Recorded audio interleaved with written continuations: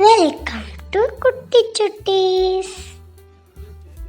Hello குட்டீஸ், இன்னைக்கு நம்ம பார்க்க போற கதை புத்திசாலி தளபதியும் திருடனும்.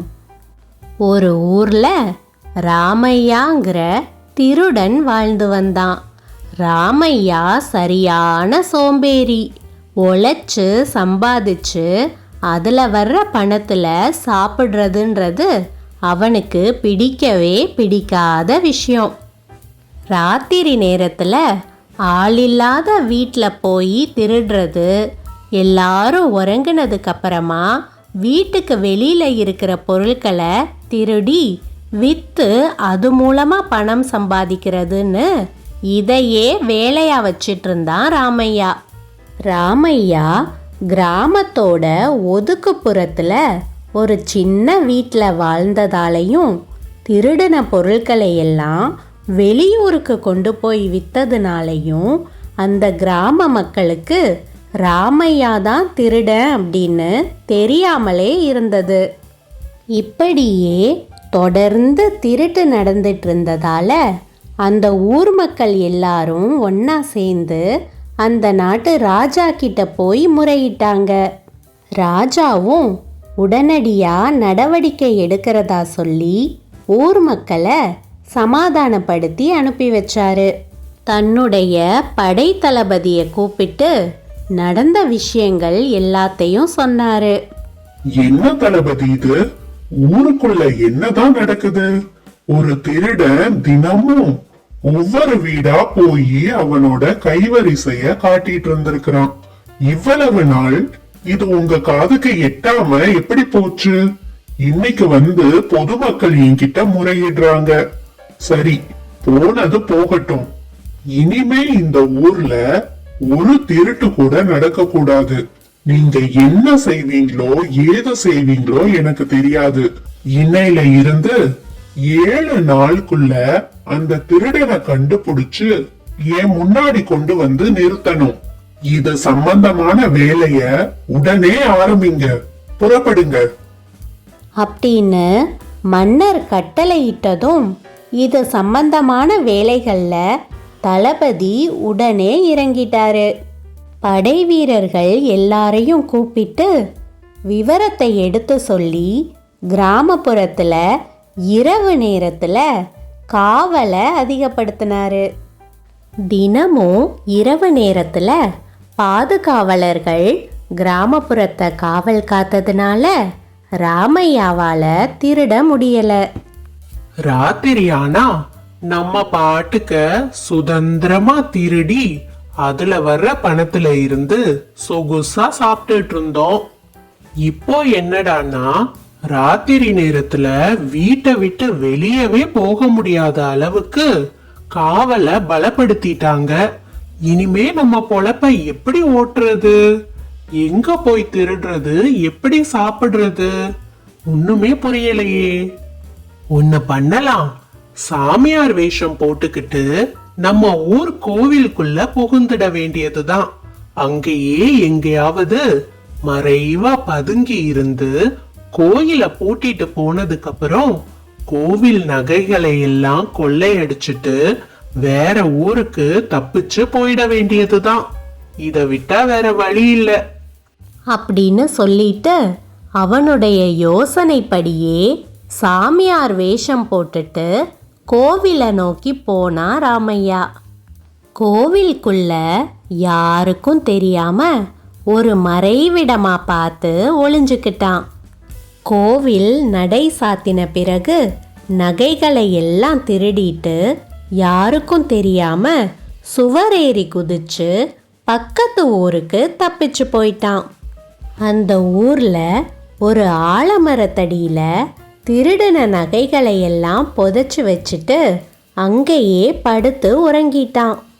தூங்கி எழுந்து பார்த்தா அங்க இருக்கிற ஊர் மக்கள் எல்லாரும் இவனை உண்மையான சாமியார்னு நம்பி கும்பிட ஆரம்பிச்சுட்டாங்க.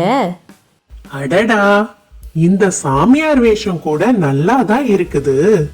பேசாம உட்கார்ந்துகிட்டு வர்றவங்களுக்கு விபூதிய அள்ளி கொடுத்தா போதும் பணத்தை தட்டுல தாராளமா கொட்டுறாங்க.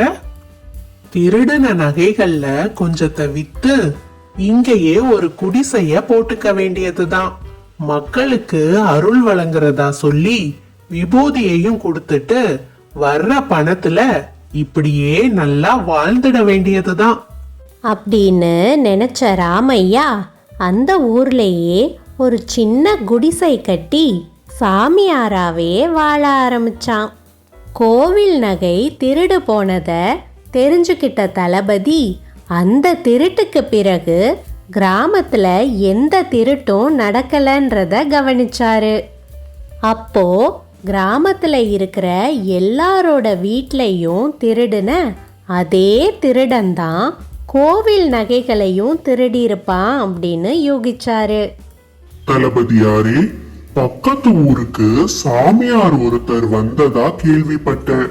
நம்மளுடைய படை வீரர்கள் எல்லாரும் இது மாதிரி ஒரு சாமியார இதுக்கு முன்னாடி எங்கேயுமே பார்த்ததில்ல அப்படின்னு சொல்றாங்க. அப்படியா? அந்த சாமியார் என்ன கிழமை அந்த ஊருக்கு போனாரு?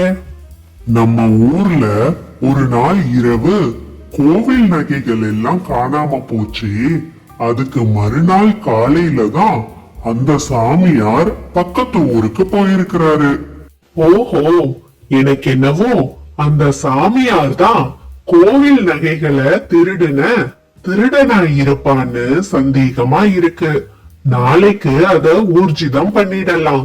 நாளைக்கு காலையில பக்கத்து ஊருக்கு போறதுக்கான ஏற்பாடுகளை போய் பண்ணுங்க அப்படின்னு தளபதி கட்டளை இட்டதும் மறுநாள் காலையில தளபதியும் படை வீரர்கள்ல சிலரும் அரசு அதிகாரிகள் மாதிரி இல்லாம மக்களை மாதிரி வேஷம் போட்டுக்கிட்டு பக்கத்து ஊருக்கு சாமியாரை பார்க்க போனாங்க.